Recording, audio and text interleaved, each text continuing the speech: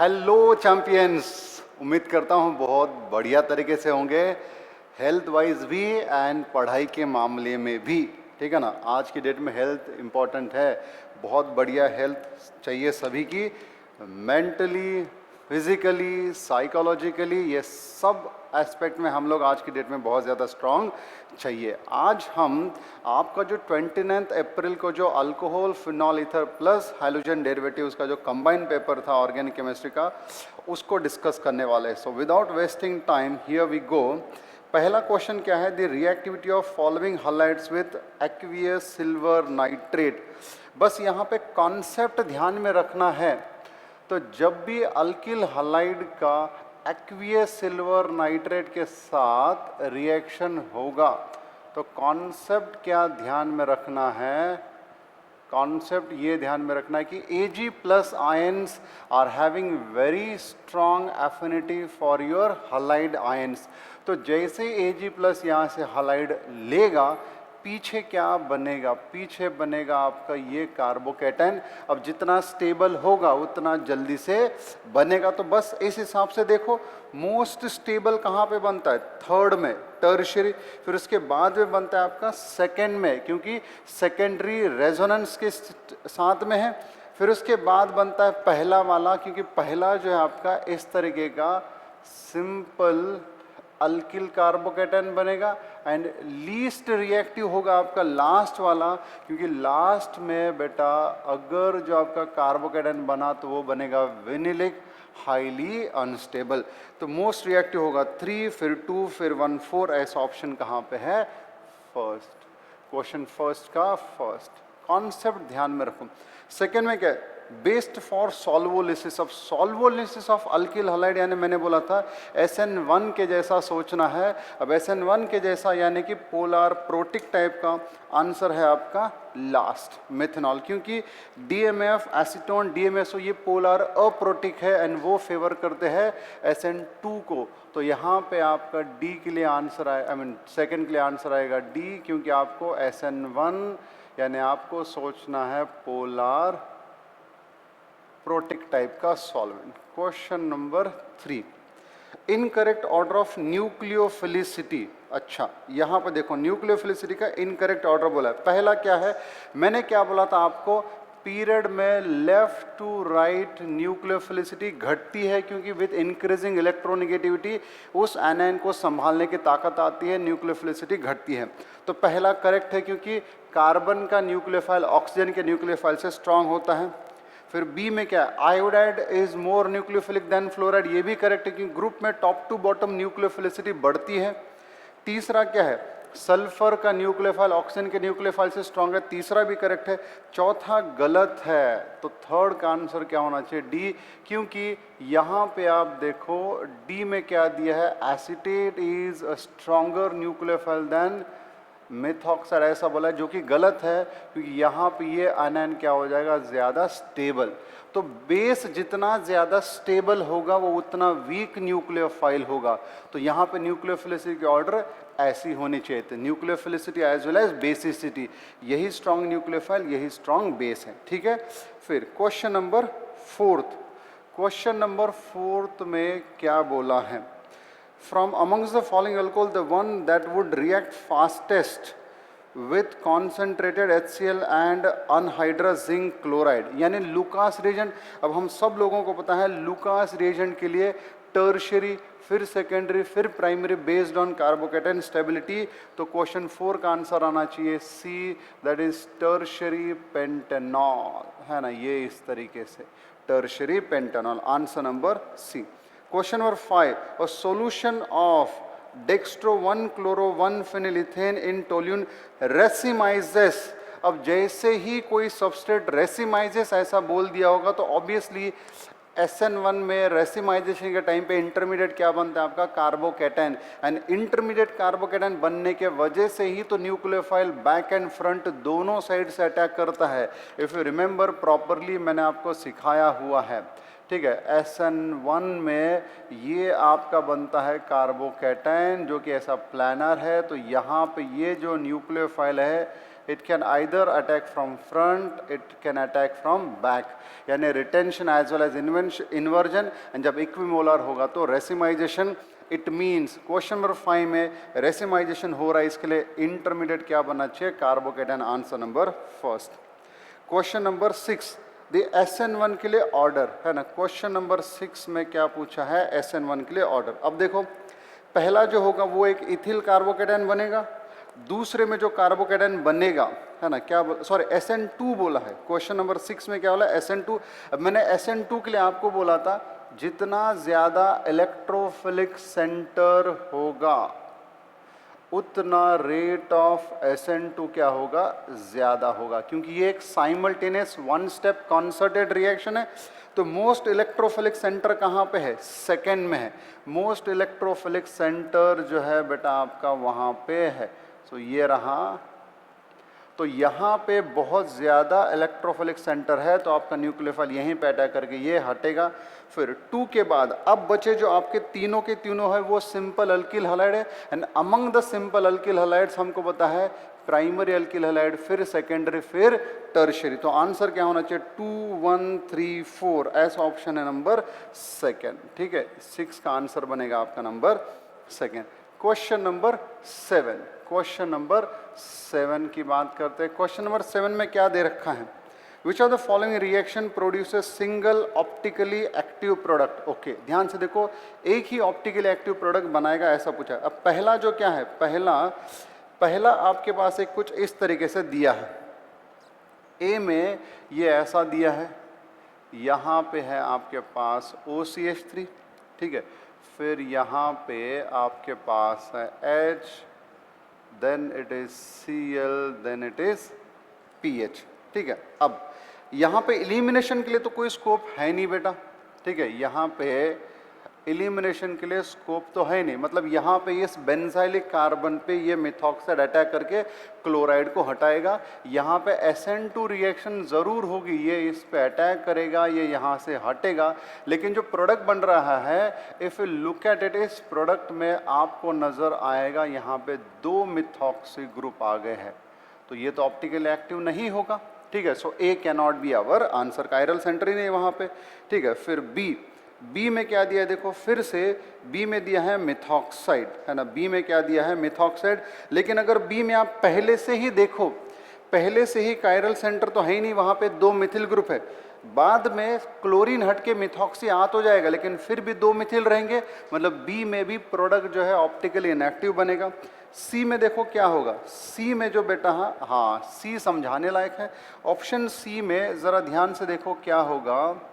ये आपका इधर है इथिल, ठीक है।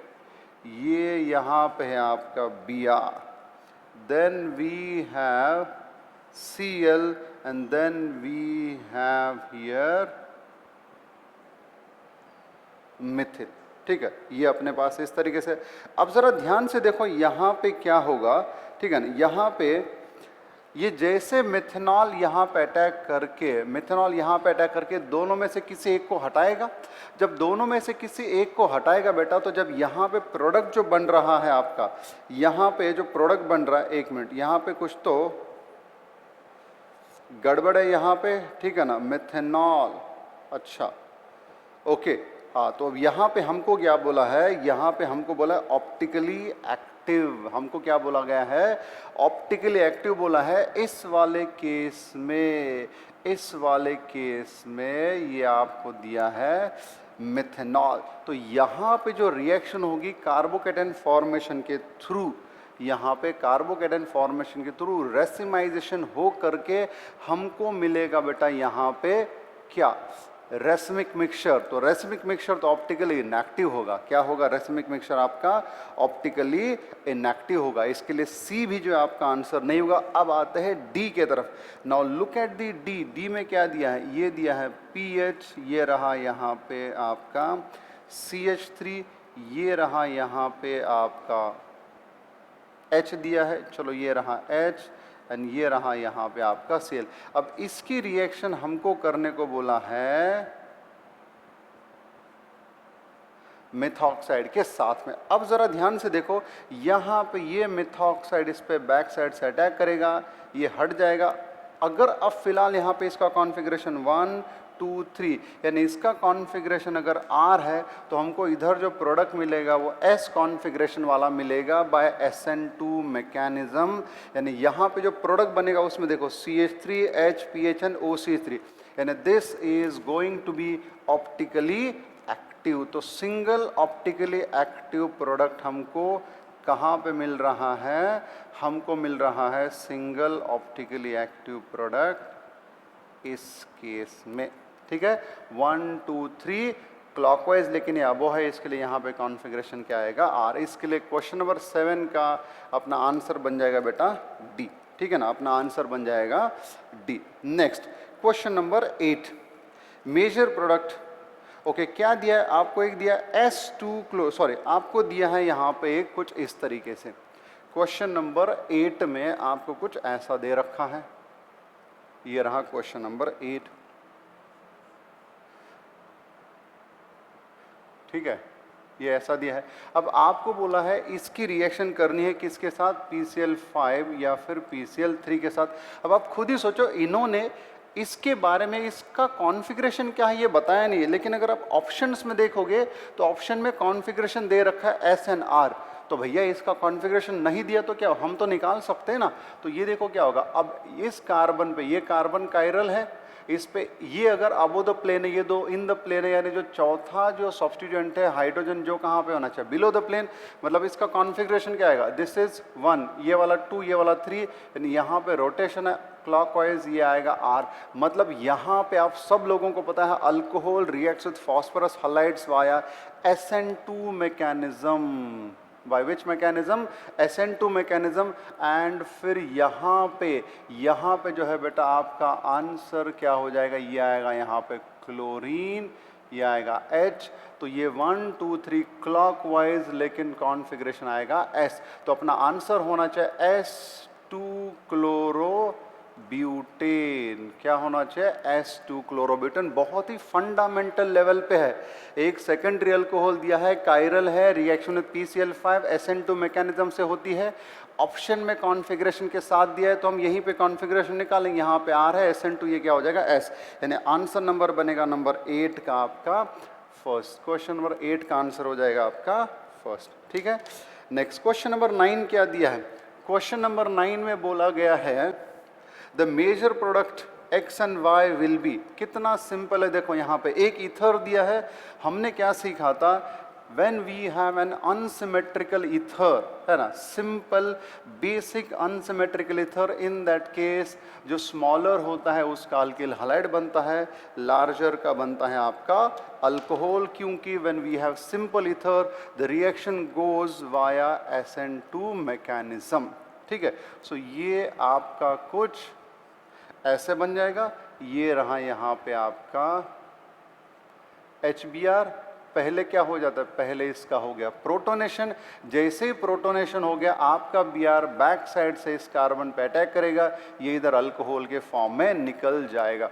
सो ये आपका बनेगा एक ऐसा अल्कोहल प्लस ये ऐसा बनेगा अल्किल हलाइड, ठीक है। सो ऐसा ऑप्शन देख लीजिए कहाँ पे है, 9 का आंसर है फर्स्ट।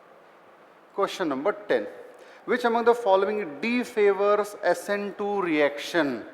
स्ट्रॉन्ग न्यूक्लियोफाइल करेक्ट है, पोलर अप्रोटिक सॉल्वेंट करेक्ट है, प्राइमरी अल्किल हैलाइड ये भी बढ़िया है, पुअर लिविंग ग्रुप चाहे SN1 हो चाहे SN2 हो, दोनों के लिए लिविंग ग्रुप बढ़िया चाहिए।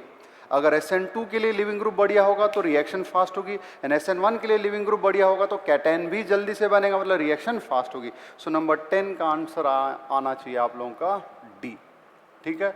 क्वेश्चन नंबर 11 क्या बोला है? Which are the following correct for SN2 reaction? आप सब लोग को पता है प्राइमरी सेकेंडरी टर्शरी, यानी 11 का आंसर बनेगा आपका C। Question number 12, which among the following is an ambidentate nucleophile? सब लोगों को पता है cyanide, that is cyanide nitrite, ये कैसे आपके एम्बिडिएंट न्यूक्लियोफाइल है। तो 12 का आंसर बन रहा है आपका second. Question number 13, question number 13 में क्या पूछा है? वहाँ पे पूछा है करेक्ट ऑर्डर ऑफ E1। अब देखो जैसे E1 बोला जाए, दैट इज E1 इलिमिनेशन में आप सब लोगों को याद आना चाहिए रिएक्शन इंटरमीडिएट है कार्बोकैटन, एंड वैसे भी इलिमिनेशन रिएक्शन के लिए the reactivity order for tertiary halide or alcohol is tertiary, then secondary, then primary based on carbocation stability. ठीक है, तो ऐसा ऑप्शन देखिए कहाँ पे, ऐसा ऑप्शन है आपके पास फर्स्ट, फिर है थर्ड, फिर है सेकंड, दैट इज 13 का आंसर बनेगा आपका डी। नेक्स्ट क्वेश्चन नंबर 14 क्या दिया है, during the dehydration of cyclohexanol to cyclohexene. Okay, बहुत ही सिंपल फंडामेंटल लेवल पे क्वेश्चन पूछे हैं, वहाँ पे पूछा गया है कि जब आपके साइक्लोहेक्सेनॉल का H2SO4 के साथ रिएक्शन करके साइक्लोहेक्सीन बनेगा, तो बोलता है पहली स्टेप क्या है, मैंने आपको स्टेप वाइज लिख के दिया है। First step is protonation of hydroxyl group, protonation of alcohol, that is 14 का आंसर बनेगा फर्स्ट। ठीक है, नेक्स्ट क्वेश्चन नंबर 15 क्या दिया है, what will be the major product obtained when two chloropentane. Okay, अब देखो ये रहा आपके पास two chloropentane, two chloropentane alcoholic KOH, and सबको याद होना चाहिए alcoholic KOH is a specific reagent for dehydrohalogenation elimination reaction. अब इसके पास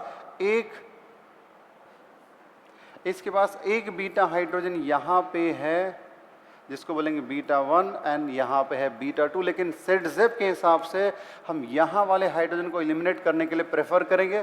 अब जब 2 पेंटीन बनेगा तो उसमें सिस भी बन सकता है, ट्रांस भी बन सकता है, लेकिन ये जो है आपका क्या होगा, थर्मोडायनेमिकली ज़्यादा स्टेबल कौन सा होगा, बोलो जल्दी से, ट्रांस, क्योंकि ये आपका स्टीरियो स्पेसिफिक रिएक्शन है, क्योंकि एंटी एलिमिनेशन मतलब क्या रहेगा, ये आपका एंटी एलिमिनेशन ही होगा। अब यहाँ पे देखो एंटी एलिमिनेशन होने के वजह से इस रिएक्शन को बोला जाएगा स्टीरियो स्पेसिफिक। ठीक है, मतलब जो भी एलिमिनेशन होगा एंटी पेरिप्लेनर हाइड्रोजन लिया जाएगा। अब यहाँ पे देखने वाली बात ये है कि यहाँ पे बेटा अगर आप देखोगे तो ये यहाँ पे एक ये वाला हाइड्रोजन जिसको हम H1 बोलेंगे, एक ये वाला है जिसको हम H2 बोलेंगे। ठीक है, अगर हो सकता है तो अगर हम इसकी पूरी स्टेरियोकेमिस्ट्री निकालेंगे, मैंने एलिमिनेशन रिएक्शन में सिखाया आपको, अगर H1 को दोनों में से किसी एक को एंटी पेरिप्लेनर लिया तो हो सकता है एक बार सिस मिले, किसी को लिया तो ट्रांस मिले, तो रिएक्शन एंटी होगा, इसके लिए रिएक्शन स्टीरियो स्पेसिफिक है। लेकिन आपके पास चूंकि 2 प्रोडक्ट बन रहे हैं या फिर एक से ज़्यादा बन रहे हैं, लेकिन इनमें से आप एक ही को मेजर सेलेक्ट करोगे, है ना, एक ही को आप क्या करोगे, मेजर सेलेक्ट करोगे, मतलब चॉइस में से किसी एक को ले रहे हो। मैं बोलता हूँ ना यार हमेशा, मान लो आपको कभी बोल दिया कि दीपिका के साथ एंड राखी सावंत के साथ डिनर पे जाने का मौका मिला, तो किसको चॉइस करोगे, सेलेक्टिव होगे कि नहीं होगे, स्टीरियो सेलेक्टिव। तो यहाँ पे इसके पास सिस एंड ट्रांस 2 ऑप्शन है, लेकिन ये कौन सा वाला ऑप्शन लेगा, ट्रांस वाला। ठीक है, तो इसके लिए इस रिएक्शन को बोला जाएगा स्टीरियो सेलेक्टिव। क्या बोला जाएगा, स्टीरियो सेलेक्टिव। एक से ज़्यादा पॉसिबल है लेकिन एक ही यूज़ किया। अब दूसरी बात, यहाँ पे इधर भी एलिमिनेशन हो सकता था, यानी 1 पेंटीन, इधर हुआ तो 2 पेंटीन, लेकिन हमने 2 पेंटीन ही चूज़ किया, लेकिन इसका मतलब रीजन चूज़ किया। हमने क्या चूज़ किया, रीजन चूज़ किया, इसके लिए इसको बोला जाता है रीजियो सेलेक्टिव। क्या बोला जाता है इसको, रीजियो सेलेक्टिव। कभी हो सकता है आपके लिए सवाल आ जाए, है ना, आपके लिए। अच्छा, 15 का आंसर क्या बन रहा है आपका, 15 का आंसर बन रहा है trans 2 pentene, that is C. ठीक है, अब आपको हो सकता है कभी पूछा जाए नीचे दिए ऑप्शन में से कौन सा रिएक्शन रीजियो सेलेक्टिव है, तो उसमें मान लो आपको ऐसा दिया, एक दिया आपको ये वाला, ठीक है, एक आपको दिया ये वाला, एक आपको दिया ये वाला, ठीक है, एंड एक आपको दिया ये वाला। अब पूछा जाए इनमें से इन सब की रिएक्शन जब हम करेंगे अल्कोहलिक KOH के साथ, आपको पूछा जाएगा which of the reaction will be regioselective. अब इधर चाहे इधर करो चाहे इधर करो, एक ही प्रोडक्ट मिल रहा है। यहाँ पे तो इधर ही एलिमिनेशन होगा, एक ही, हाँ यहाँ पे इधर वाले साइड भी एलिमिनेशन हो सकता है, इधर वाले साइड भी हो सकता है, लेकिन सेड-जेप के चलते हम इसमें चॉइस है अपने पास। हम क्या कर सकते हैं, एक ये बना सकते हैं एंड एक हम ये बना सकते हैं, चूज किसको करेंगे, इसको। So this reaction is going to be regioselective reaction. ठीक है, सो यहीं पे मैंने एक पॉइंट भी समझा दिया आप लोगों को। सो 15 का आंसर है आपका C. Question number 16, which statement is incorrect for E2 elimination? Single step होता है, बायोमोलिकुलर है, करेक्ट है, क्योंकि E2 एलिमिनेशन में आपका जो रेट लॉ है वो भी सिखाया था मैंने आपको। रेट लॉ क्या होता है E2 एलिमिनेशन में? E2 एलिमिनेशन में रेट ऑफ रिएक्शन जो है it is directly proportional to your alkyl halide and your base, ठीक है। सो सिंगल स्टेप होता है, bimolecular, order of reaction is 2, clear है, आपके सामने है। फिर क्या है, rate of reaction depends on concentration of both, ये भी करेक्ट है। रीअरेंजमेंट नहीं होता, तो 16 का आंसर क्या होना चाहिए? D. Next question number 17, question number 17 क्या दे रखा है? Among the various isomers of C4H9 which compound undergoes E2 reaction most easily? देखो E2 रिएक्शन हो चाहे E1 रिएक्शन हो, मैंने अभी बोला रिएक्टिविटी ऑर्डर क्या है? Tertiary, secondary, primary. अब यहाँ पे बोला गया आप लोगों को C4H9Cl, C4H9Cl, तो इसके क्या बनेंगे? इसके आइसोमर जो है, एक बनेगा 1 क्लोरोब्यूटेन, एक बनेगा 2 क्लोरोब्यूटेन, एक बनेगा टर्शियरी ब्यूटिल क्लोराइड, ठीक है, एंड एक बनेगा आपका आइसोब्यूटिल क्लोराइड। इन सभी में this tertiary is going to be most reactive, है ना? क्या होगा? सबसे ज्यादा रिएक्टिव होगा। तो यहाँ पे ऑप्शन में देखिए कौन सा है, नंबर 17 का tertiary butyl chloride, that is 17 का सी। अब हो सकता है, जरा ध्यान दो, tertiary butyl chloride and isobutyl chloride दोनों का प्रोडक्ट तो सेम ही आने वाला है एलिमिनेशन का, दोनों का एलिमिनेशन वाला प्रोडक्ट सेम ही आने वाला है। यहाँ पे ऐसा आएगा, यहाँ पे भी ऐसा ही आएगा, ठीक है। तो अब डिसाइड कैसे करोगे कि which is going to be more reactive? अब आपने बोल दिया कि सर आपने ऑर्डर बता दिया, तो ऑर्डर के बेसिस पे हम बता रहे, लेकिन यहाँ पे ये चीज़ भी तो याद रखो, मैंने आपको बोला था एलिमिनेशन रिएक्शन में बेस का पहला काम क्या होता है? प्रोटॉन को अपने तरफ खींचना। अब इस वाले केस में बेस जो है प्राइमरी कार्बन से प्रोटॉन खींचेगा, एंड यहाँ पे बेस को जो है टर्शियरी कार्बन से प्रोटॉन खींचना होगा। And for your information guys, primary hydrogen is more acidic than tertiary, इसके लिए बेस पहले इसको खींचेगा। तो जब ऐसा सिचुएशन आएगा तो या तो डिग्री देखो, या फिर ये थोड़ा और एडवांस सोचना है तो ऐसा acidic nature of that beta hydrogen देख सकते हो। तो 17 का आंसर आया आपका C. Next, which of the following mechanism features anti periplanar E2? तो 18 का आंसर क्या बनेगा आपका? डी, ठीक है। Next, based on Z-Sev rule the most stable alkene is, okay, तो 18 का तो डी आ गया है ना, 18 का क्या है आपका? डी। E2 के लिए एंटी पेरिप्लेनार लगता है। फिर 19 में क्या बोला है? कहाँ पे? Z-Sev यानी सेट-ज़ेप रूल के हिसाब से कौन मोस्ट स्टेबल होगा? तो देखो, जिसमें मोस्ट ब्रांच्ड अल्कीन है या सबसे ज्यादा हाइपर कॉन्जुगेशन, एक है 1,5 डाइमिथिल साइक्लोहेक्सीन, एक है 1,4,1,3, मेरे हिसाब से आंसर होना चाहिए 1,2 dimethyl cyclohexene. Number 19, question number 19 ये होगा आपका 1,2 dimethyl cyclohexene. Due to greater number of hyperconjugation ये मोस्ट स्टेबल होगा। 19 का आंसर क्या रहा? D. Question number 20, incorrect statement about SN1, okay, incorrect statement about SN1। पहला क्या दिया है? टर्शियरी ब्यूटिल, फिर आइसोप्रोपिल, फिर इथिल, फिर मिथिल, करेक्ट है क्योंकि टर्शियरी, सेकेंडरी, प्राइमरी, ठीक है, ये तो करेक्ट है। फिर सेकंड क्या है? Order of ionizing energy. अच्छा, अब इसमें कंफ्यूज नहीं होना है, रिएक्टिविटी ऑर्डर जो है वो टर्शियरी है, सेकेंडरी है, प्राइमरी है, करेक्ट है। अब ऑर्डर ऑफ आयोनाइजिंग एनर्जी यानी जाहिर सी बात है जितना स्टेबल कार्बोकेटन होगा उतना जल्दी बनेगा। इसी का मतलब है कि उस टर्शियरी हलाइड को आयोनाइज होने के लिए एनर्जी बहुत ज़्यादा नहीं लग रही है भैया।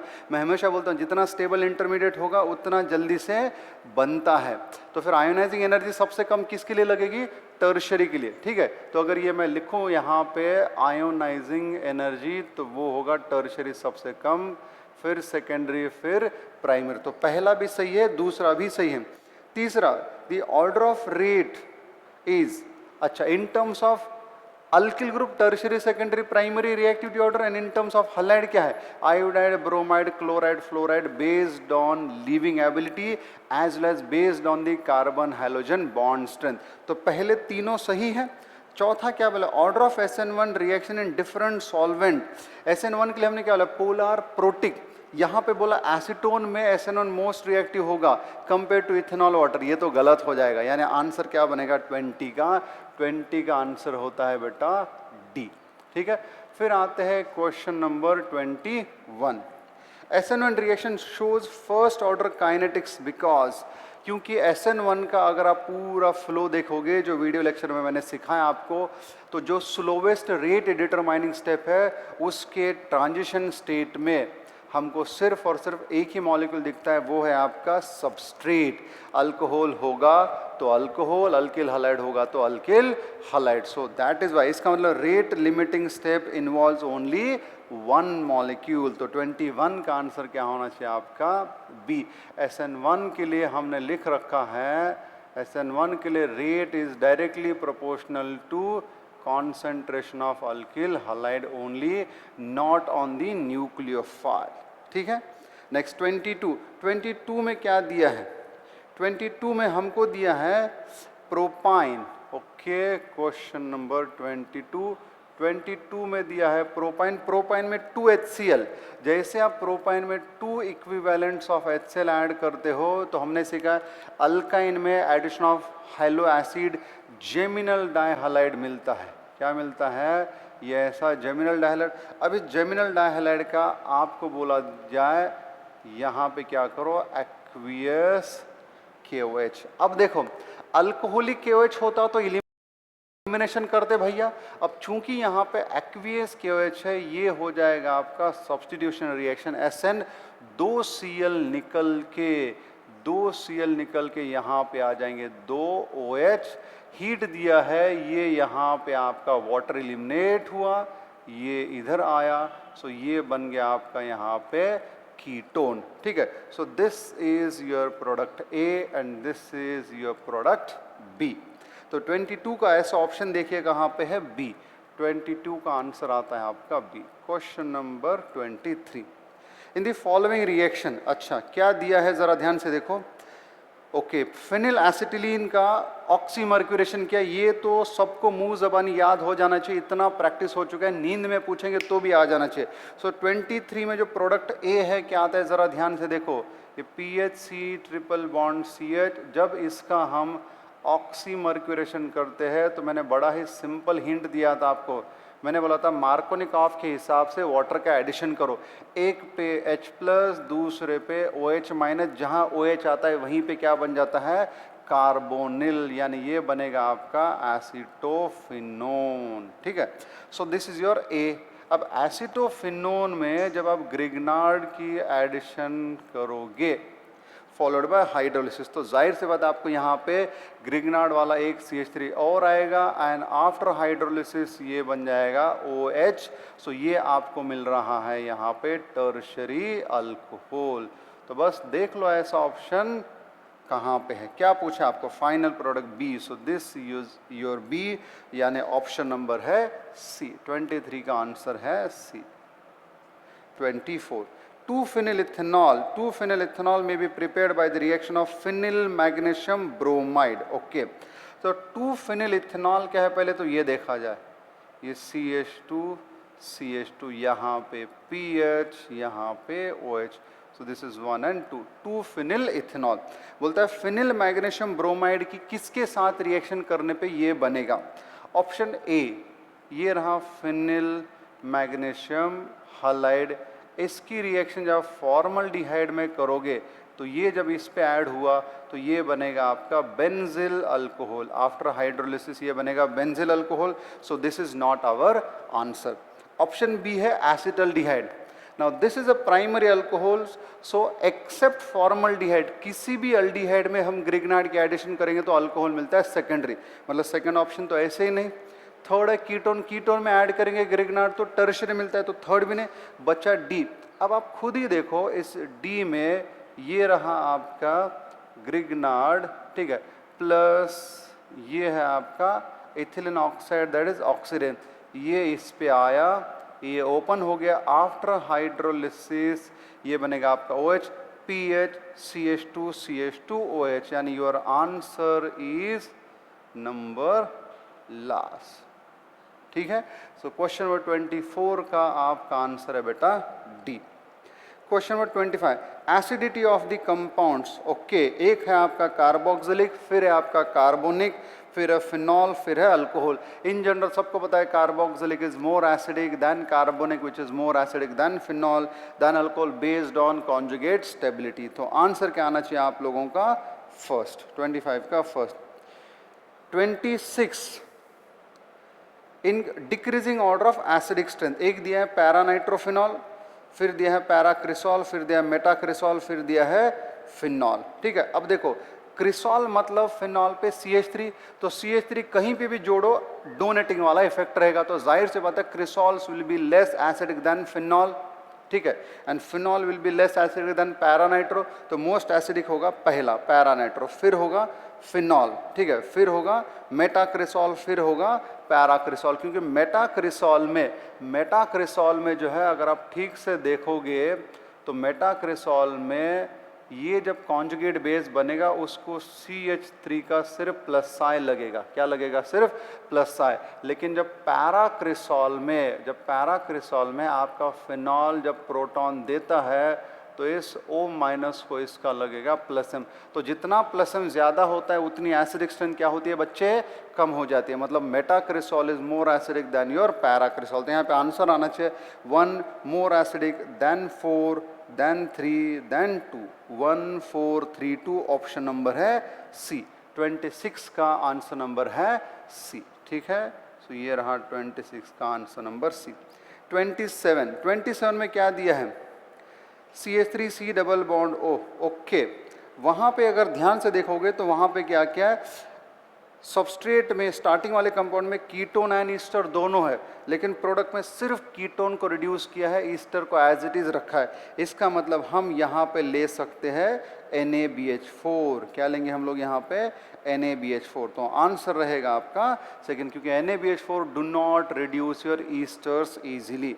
सो 27 का आंसर बनेगा आपका सेकंड। ठीक है, नेक्स्ट 28 में क्या दिया है? अच्छा, 28 में हमको इस तरीके से दिया है यहाँ पे। अच्छा ओके, देखो बढ़िया क्वेश्चन, ये रहा आपका 28। मैंने अल्कोहल फिनॉल ईथर में भी इस तरीके का प्रैक्टिस लिया है आपके लिए बहुत बढ़िया तरीके से। ज़रा ध्यान से देखना, ये क्या है? ये है आपका CH3। ठीक है, CH3, ये रहा CH3, ये रहा यहाँ पे CH3। ठीक है, ज़रा इसको मिटा के जगह बनाया जाए यहाँ पे।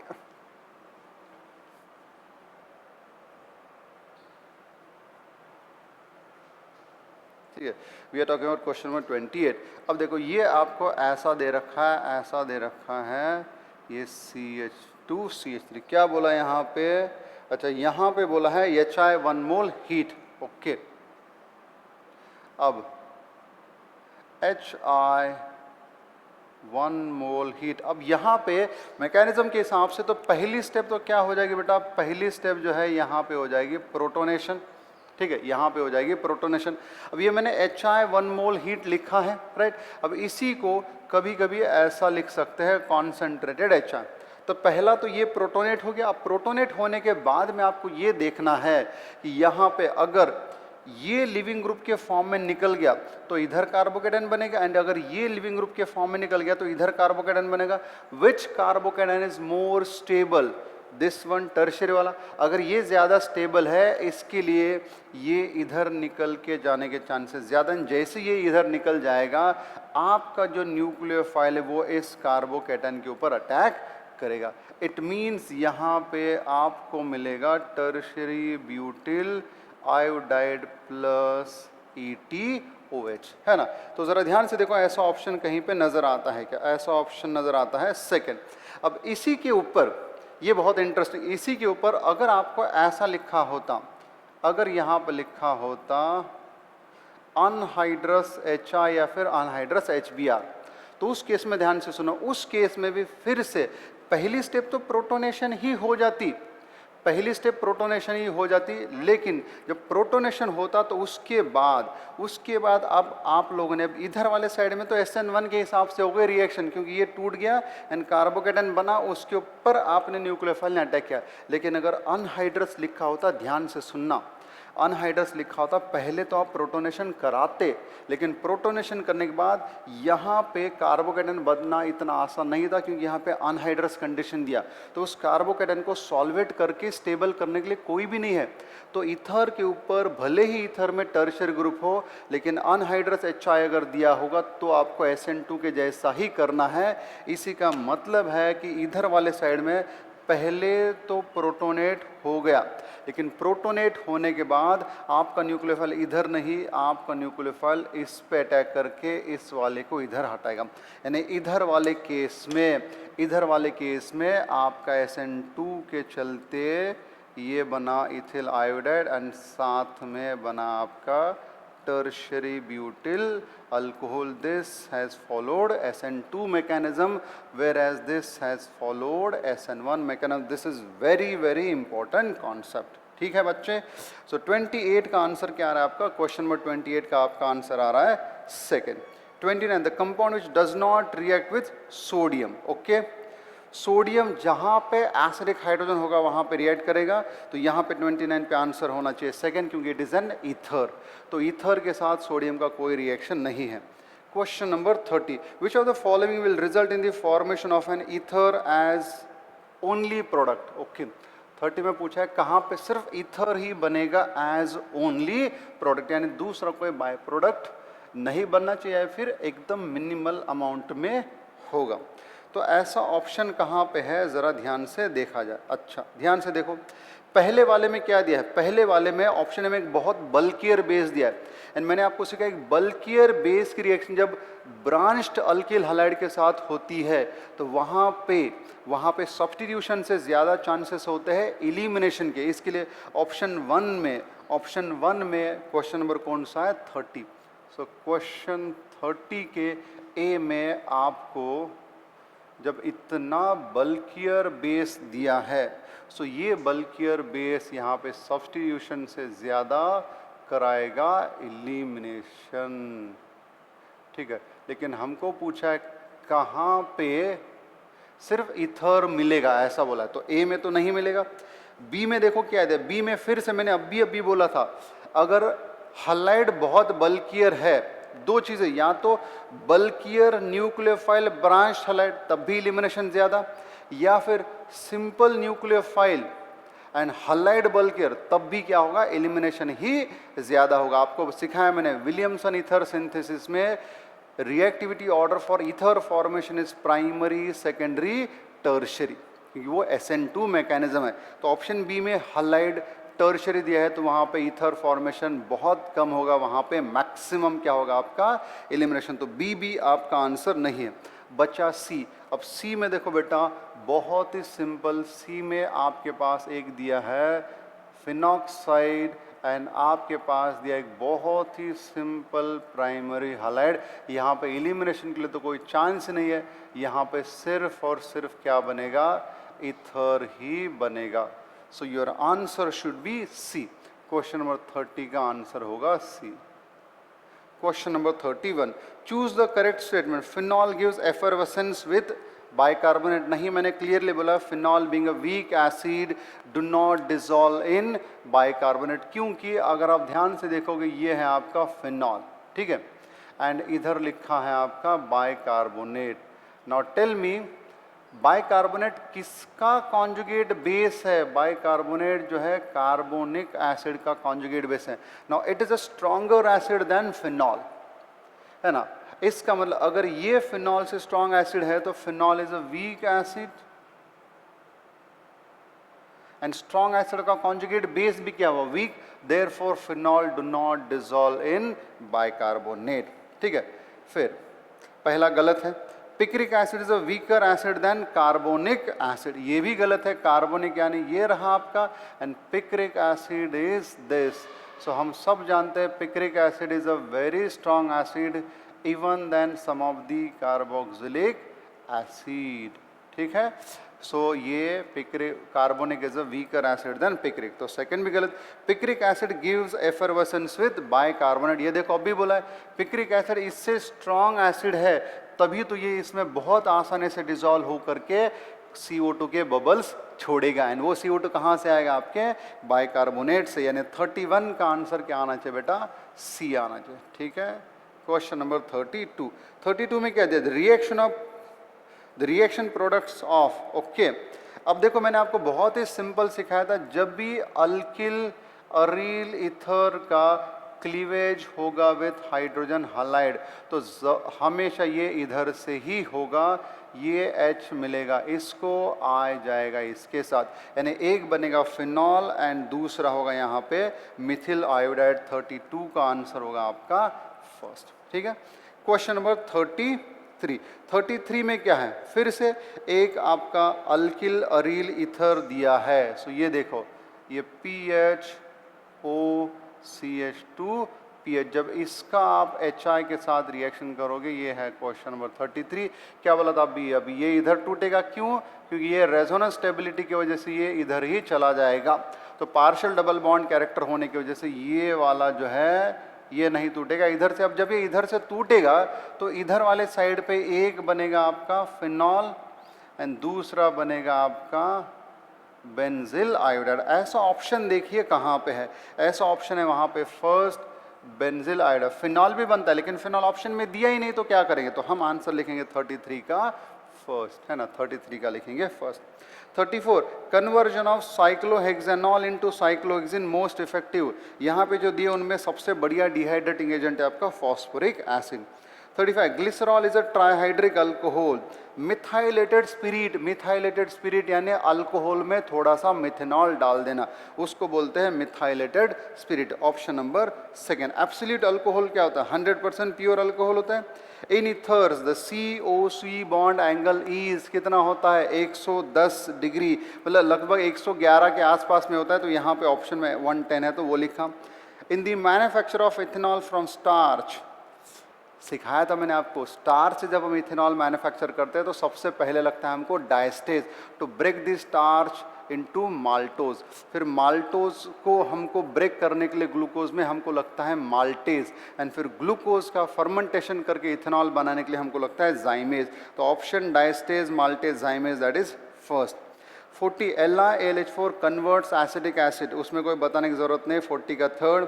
41, अच्छा 41 क्या दिया है देखो, 41 सॉल्व करेंगे, यहाँ पे थोड़ा उल्टा जाना पड़ेगा हम लोगों को। 41 में हमको दिया एक टर्शियरी ब्यूटिल अल्कोहल, ठीक है। अब हमको बोला है कि ये टर्शियरी ब्यूटिल अल्कोहल कैसे बना? ये बन गया है किसी में ग्रिग्नार्ड रिएजेंट ऐड करने के बाद, ठीक है। तो हमको पता है अगर हम कीटोन में ग्रिग्नार्ड ऐड करते तो अल्कोहल बनता है टर्शियरी। अब इस अल्कोहल में एक मिथिल आया ग्रिग्नार्ड से, यानी जो बचे हुए 2 मिथिल है कहाँ के हैं? कीटोन के, यानी यहाँ पे जो प्रोडक्ट है वो होगा आपका ये वाला, ठीक है। So this is your B में ये ऐड किया तब जा करके हमको मिला टर्शियरी। अब ये बी क्या बना है? ये बी बना है किसी के ऑक्सीडेशन से। अब जाहिर सी बात है कीटोन किसके ऑक्सीडेशन से बनता है? कीटोन बनता है सेकेंडरी अल्कोहल के ऑक्सीडेशन से, यानी A should be your isopropyl alcohol, that is 41 का आंसर होना चाहिए first. 42 compound is first oxidized to an aldehyde and then to acetic acid। अब एसिटिक एसिड किसके ऑक्सीडेशन से बनता है? एसिटल्डिहाइड से। एसिटल्डिहाइड किसके ऑक्सीडेशन से बनता है? इथेनॉल से। तो आंसर क्या होना चाहिए 42 का third. 43 which of the following gives ketone on oxidation? Option number last, क्योंकि सेकेंडरी अल्कोहल है, ठीक है। 44 which of the following compounds is oxidize to prepare ethyl methyl ketone? Ethyl methyl ketone यानी क्या है? Ethyl methyl ketone is two butanone. Two butanone किसके oxidation से बनेगा? ये बनेगा आपका secondary butyl alcohol. Answer number third, 44 का third. 45 23 gram of sodium will react with Mithil alcohol. ये देखो, ये रहा आपके पास मिथिल अल्कोहल, ठीक है। जब मिथिल अल्कोहल की रिएक्शन सोडियम मेटल के साथ होती है, अब 1 सोडियम मेटल यानी क्या होगा? 23 ग्राम। तो ये सोडियम मेटल यहाँ से सिर्फ एक ही हाइड्रोजन एटम रिप्लेस करता है, जिसको कि हम ऐसा लिख सकते हैं half mole of hydrogen gas. तो ऐसा ऑप्शन देखिए 45 का आंसर बनता है आप लोगों का सी, ठीक है। सो गाइस सभी लोगों को बढ़िया तरीके से तैयार रहना है। इस चैप्टर में मैंने सिर्फ ये टेस्ट करने की कोशिश की थी कि क्या आपने फंडामेंटल लेवल पे बेसिक चीज़ों पे पढ़ाई की है या नहीं। ठीक है, अगला चैप्टर होगा, अगला जो टेस्ट होगा इसके ऊपर बढ़िया होगा, एंड बहुत ही जल्द अल्डिहाइड कीटोन कार्बोक्सिलिक एसिड के टेस्ट चालू होंगे। रुकते हैं यहाँ पे। Thank you very much.